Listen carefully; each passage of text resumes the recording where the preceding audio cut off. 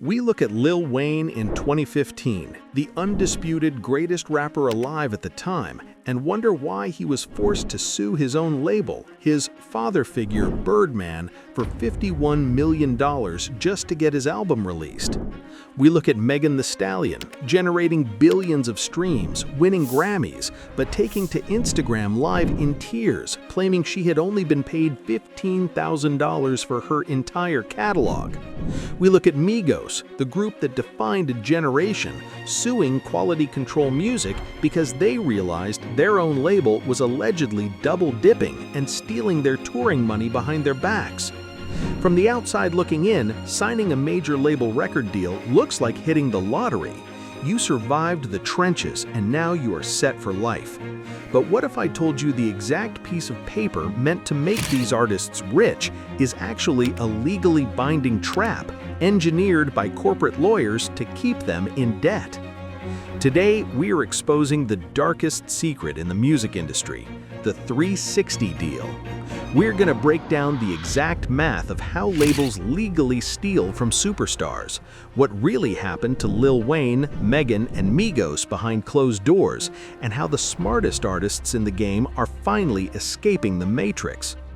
To understand what happened to these megastars, you first have to understand the bait, and the bait is always the advance. When the labels call a young, viral artist, they fly them to Los Angeles, take them to a steakhouse, and slide a contract across the table with a $1 million or $2 million advance. To an artist who has never seen more than $1,000 in their bank account, this looks like free money. But an advance is not a signing bonus. It is a loan, a high-risk, high-interest loan, and the label expects every single penny back. Here is the brutal math of what happens next. Under a standard major label contract, the artist does not keep 100% of the money their music makes. They usually get a royalty rate of around 15%. That means the label keeps 85% of everything. But remember that $1 million advance? The label keeps the artist's 15% entirely until that $1 million is paid back. This is called recouping. But it gets worse. When Lil Wayne shoots a $1 million music video or Migos books a $50,000 recording studio, the label doesn't pay for that out of kindness. They add those costs to the artist's debt. So now the artist doesn't owe $1 million, they owe $2 million. Let's say on the low end, $500,000. Now you actually went over your initial budget with $200,000, leaving you in a grand total debt of $2.2 million. At a tiny 15% royalty rate, an artist has to generate tens of millions of dollars in pure profit for the label just to break even and see their first real royalty check. Most artists never recoup. They stay in debt forever. And while they're in debt, the label holds their music hostage. They gotta wait 2, 3, 4, 5, or maybe never years to get paid for their work. I'm getting paid for my work. Yeah, they only get paid once the advance, because we know them back ends, they're gonna put you in. They never recoup it. Yeah, that's the funny thing about most record deals. They put you in such a hole and then have recurring costs that never offset with how much your album does. It's in their best interest to keep you in the hole. You got the advance. I'm gonna give you another advance. So now you're living off the advance. If this sounds bad, the labels were just getting started. In the 2000s, piracy and Napster destroyed physical CD sales. Labels were bleeding money.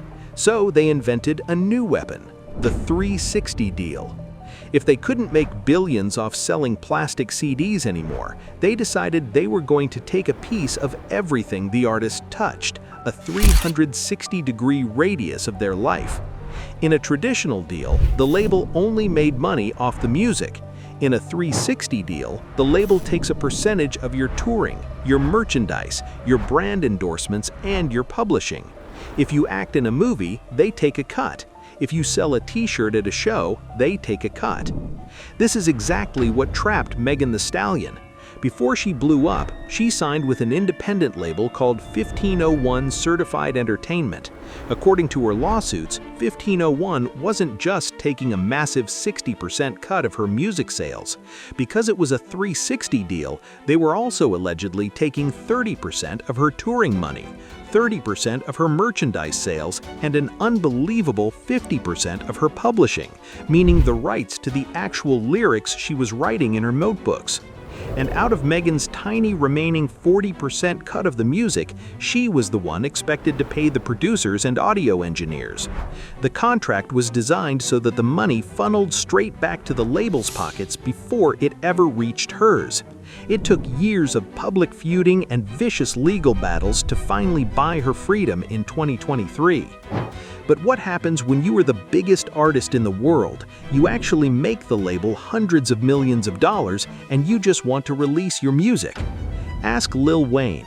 By 2014, Lil Wayne had carried Cash Money Records on his back for over a decade. He was ready to drop the Carter 5, but the label refused to release it. Because of the structure of his contract, Cash Money owned the master recordings. They controlled when, where, and if the music came out. Lil Wayne was famously trapped, tweeting that he was a prisoner to his own label. He had to sue Birdman for $51 million, claiming the label withheld advance money and royalties. It took 4 years of litigation just to get the album out. If you think this is a modern problem, it's not. It's the foundation of the industry. Take a trip back to 1995. TLC was the biggest girl group on the planet. Their album Crazy Sexy Cool sold 10 million copies. They were the faces of MTV. And right at the absolute peak of their global dominance, they filed for Chapter 11 bankruptcy.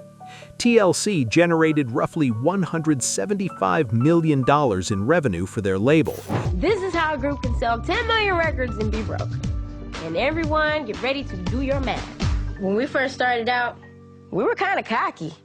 Okay, there are 100 points on the album. TLC had 7. Every point is equal to 8 cents. All right? 7 times 8, 56 cents. But as time went on, we learned a lot. That means every time an album gets sold, TLC gets 56 cents. They had to split that 56 cents 3 ways. After the label recouped all the expenses for the extravagant music videos and tour setups, T-Boz, Chili, and Left Eye were taking home less than $50,000 a year each. They were international superstars, getting recognized in every airport in the world, but they literally could not afford to pay off their cars. Trust me, you can sell 10 million albums and be broke if you have greedy people behind you. They were the ultimate warning sign. The music industry is not a talent contest, it is a banking system. Labels are essentially high-interest loan sharks operating legally, completely in plain sight. But the landscape is shifting.